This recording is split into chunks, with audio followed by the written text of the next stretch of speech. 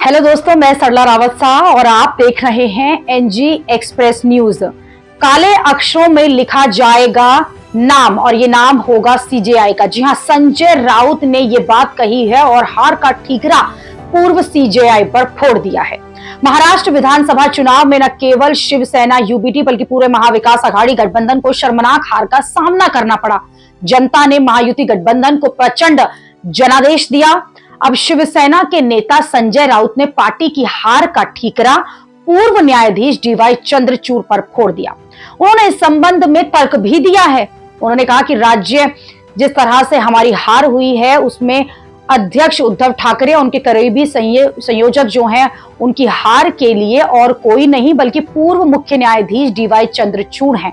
निशाना साधते हुए उन्होंने पत्रकारों से बात करते हुए कहा कि अगर शिवसेना में बगावत के बाद विधायकों की अयोग्यता पर चंद्रचूड़ ने समय पर फैसला दे दिया होता तो आज परिस्थितियां कुछ और होती।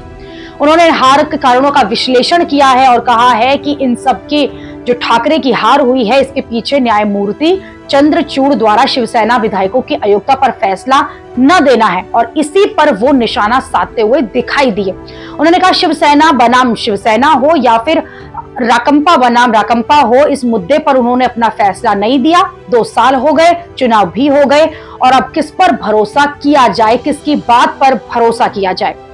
राज्यसभा सदस्य संजय राउत ने न्यायमूर्ति का नाम खुलकर लिया और उन्होंने साफ कहा है निशाना साधते हुए कि उनके मन में कानून का डर जो है खत्म कर दिया गया, जिसकी वजह से ये सब हुआ और इसी की वजह से इतिहास में काले अक्षरों में ये नाम लिखा जाएगा। उन्होंने आगे अयोग्यता पर भी सवाल उठाए कि कैसे दल बदलुओं के लिए दरवाजे और खिड़कियां चंद्रचूड़ ने खोल दी।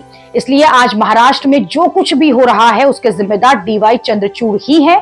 इसी तरह से शिवसेना के वार्षिक दशहरा रैली में चुनावी रैलियों में भी ठाकरे पार्टी ने विभाजन के बाद कोर्ट का फैसला न आने पर लगातार वो बात कहते रहे हैं। उद्धव ठाकरे भी इस मामले में अपनी बात रख चुके हैं। उन्होंने भी यही कहा था कि जिस तरह से विभाजन पर विधानसभा अध्यक्ष राहुल नार्वेकर को फैसले को चुनौती दी गई, उन्हें इस पर फैसला करने को कहा गया जो कि सरासर गलत था। अवैध तरीकों से सांसदों ने उनकी पार्टी को छीना है, जिस पर लोकतंत्र बचाओ जैसे मुद्दे भी उठाए गए, लेकिन क्यों सुप्रीम कोर्ट इस पर कुछ भी नहीं कर सका?